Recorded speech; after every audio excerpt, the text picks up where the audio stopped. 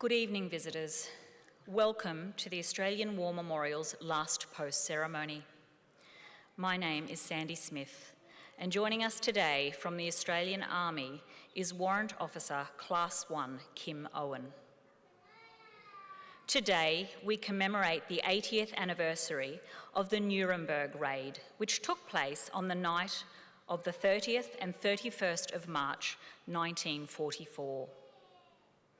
This bombing raid was the culmination of a 5-month-long Allied campaign known as the Battle of Berlin.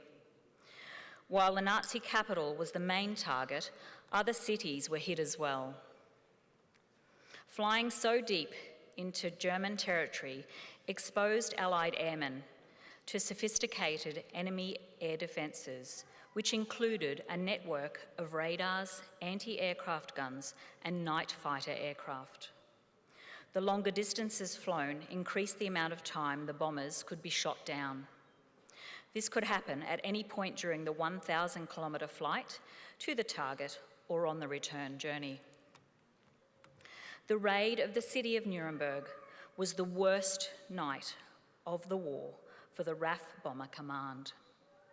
96 heavy bombers were lost and 545 British and Commonwealth airmen were killed, including 48 Australians.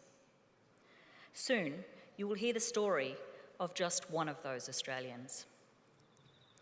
Nuremberg also marked a turning point in the Allied strategic air offensive against Nazi Germany. Such losses were unsustainable, so new tactics and new technologies were developed. The focus of the bombing campaign would also now shift to preparing for the Allied invasion of Europe, now only 2 months away. This evening, we warmly welcome the US Command and General Staff Course delegation in attendance, and Group Captain Ernie Walsh, President of the Air Force Association ACT Division. As always, we welcome the veterans who have served, those that are still serving, and the families that love and support them. The live stream of this ceremony is made possible by the Returned and Services League of Australia and the RSL and Services Clubs Association. We welcome members who are watching the broadcast of this ceremony across Australia. During this evening's ceremony, wreaths will be laid at the base of the Pool of Reflection by visitors to the memorial. I now invite you to please stand if you are able and join in singing the national anthem.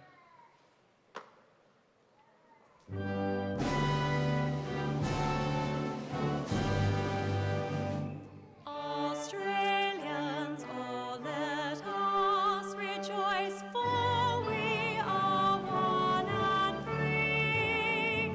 We've golden soil and wealth for toil. Our home is got by sea. Our land abounds in nature's gifts of beauty, rich and rare. In history's page, let every stage advance Australia fair. In joyful strains, then let us sing, advance Australia fair.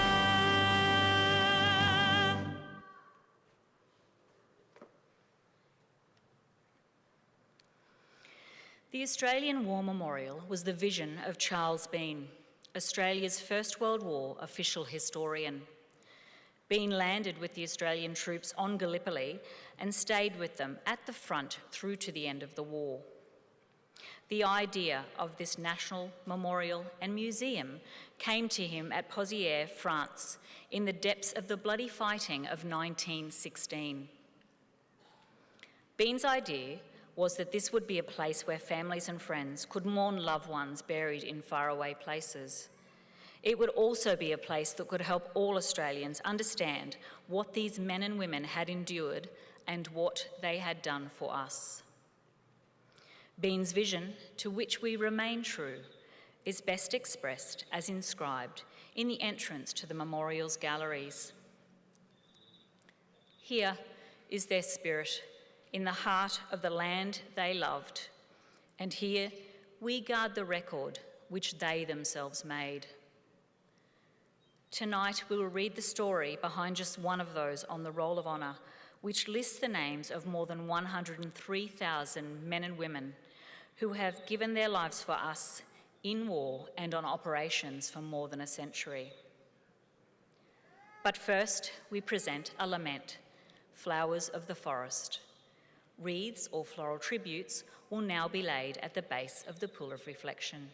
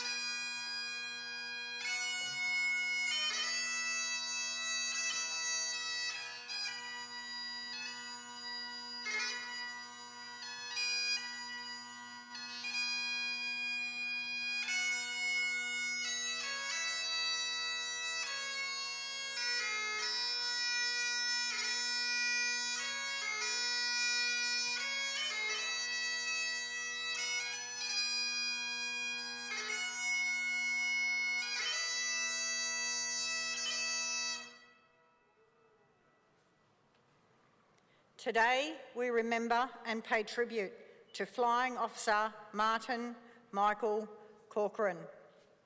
Martin Corcoran was born on the 8th of July 1918 in Brisbane, the fourth of 5 children born to Michael and Anne Maria Corcoran. The family lived in Canberra in the Gold Coast hinterland, where they owned and ran a dairy cattle farm. Martin attended nearby Witherin State School until 1932, leaving when he was about 14. He had been studying for his intermediate examination, but had to leave school before completion, presumably to work to help the family. As well as dairy farming, Martin spent a few months working for the Queensland Forestry Service and nearly a year in the cane fields at Tully. He enjoyed sports, especially cricket, tennis, shooting and swimming. After an application in May of 1941 to be an Air Force fitter seemingly went nowhere, Martin enlisted in the Royal Australian Air Force on the 9th of November. Mustering as air crew, initially training in Brisbane followed, and in late March 1942, aircraftman second class Martin Corcoran was sent to Sydney, where he spent a month at Bradfield Park Embarkation Depot.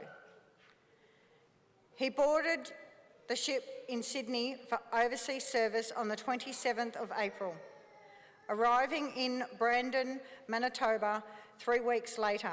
Martin began training in Canada. As part of the Empire training scheme, he was one of almost 27,500 RAAF pilots, navigators, wireless operators, air gunners and flight engineers who, throughout the course of the war, joined Royal Air Force squadrons or Australian squadrons based in Britain. Over the next 10 months, Martin studied air observation, bombing and gunnery at various stations in Alberta and Ontario, training as a bomb aimer. Having gained a commission at the end of 1942, Pilot Officer Corcoran embarked from New York Harbour for the United Kingdom in early March. Further training followed in locations such as the Isle of Man, the Orkney Islands and RAF Kinloss in Scotland's northeast. While training with Number 19 Operational Training Unit, Martin was promoted to Flying Officer at the end of June 1943. His last period of training at the 1658 Heavy Conversion Unit in North Yorkshire prepared Martin and his comrades for combat, operating the 4-engine Halifax heavy bomber. On the 18th of October 1943, almost 2 years since he enlisted, Martin was assigned to Squadron Number 158 of the Royal Air Force. Flying out of RAF Lisset in Yorkshire, Martin and his fellow crew members undertook many operations as the bombing campaign over Germany and occupied countries intensified. On the 7th of January 1944, Martin joined Number 640 Squadron, newly formed from Sea Flight of the squadron. On the bright moonlit night of the 30th of March 1944, a force of nearly 800 bombers set out to attack the German city of Nuremberg. Among them was Halifax number LW549, with Martin Corcoran acting in his usual role as bomb aimer. Well before reaching the target, the aircraft, piloted by Canadian flying officer James Laidlaw, was attacked by a German night fighter. From below, a burst of 20mm cannon fire ripped through the aircraft, causing catastrophic damage. Laidlaw ordered the crew to bail out as he died at the controls. The flight engineer was also killed, and the navigator, Pilot Officer Frederick Shuttle from London, was badly wounded in the back. Blocking the forward escape hatch, he could not be moved. With the plane going down in flames, 3 of the 4 survivors scrambled for the rear hatch. They shouted for Corcoran to follow, but he refused to leave his comrade to die alone. Martin stayed with him as the aircraft plunged to earth. For Bomber Command, the Nuremberg Raid of the 30th of March 1944 was the worst of the war. Within a few hours, 96 heavy bombers were lost, from a force of 795 dispatched. There were 723 casualties, with 545 dead, including 48 Australians. The raid was a failure. Corcoran was 25 years old when he died. Coincidentally, as if to replace him, Martin's younger brother Thomas arrived at number 640 Squadron 17 days later. He would survive the war and return home to Canberra. Martin and his comrades were initially buried near the crash site, the village of Velderbuut, some 160 kilometres northwest of Nuremberg. Later, they were reinterred in the Commonwealth War Cemetery in Berlin. Martin Corcoran's headstone inscription reads, "His duty fearlessly and nobly done. Rest in peace." His name is listed on the Roll of Honour on my left amongst almost 40,000 Australians who died while serving in the Second World War. His photograph is displayed today by the Pool of Reflection. This is but one of many stories of service and sacrifice told here at the Australian War Memorial. We now remember Flying Officer Martin Michael Corcoran, who gave his life for us, for our freedoms, and in the hope of a better world.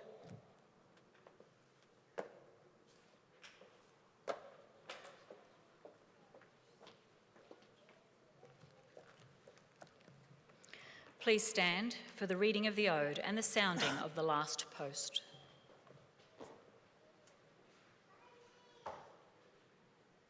They shall grow not old, as we that are left grow old. Age shall not weary them, nor the years condemn. At the going down of the sun, and in the morning, we will remember them.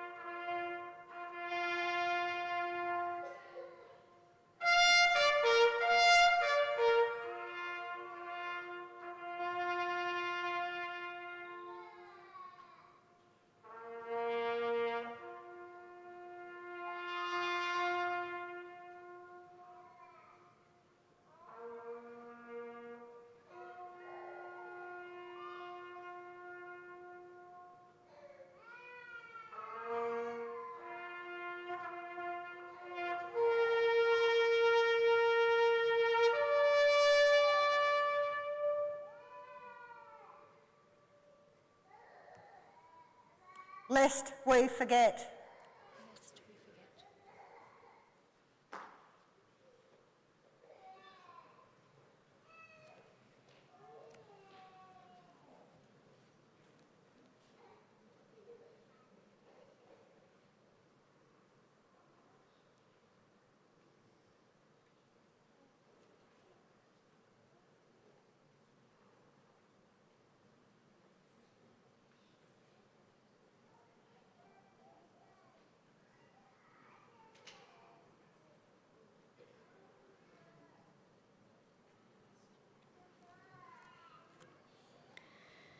We leave you this evening with the words of the memorial's founder, Charles Bean. Many a man lying out there at Pozières or in the low scrub at Gallipoli with his poor, tired senses barely working through the fever of his brain has thought in his last moments, well, it's over. But in Australia, they will be proud of this. Ladies and gentlemen, girls and boys, that concludes the last post ceremony. On behalf of the Director, staff and volunteers, thank you for visiting the Australian War Memorial today and for your continued support during the Memorial's development project. We wish you all a very pleasant evening. Thank you.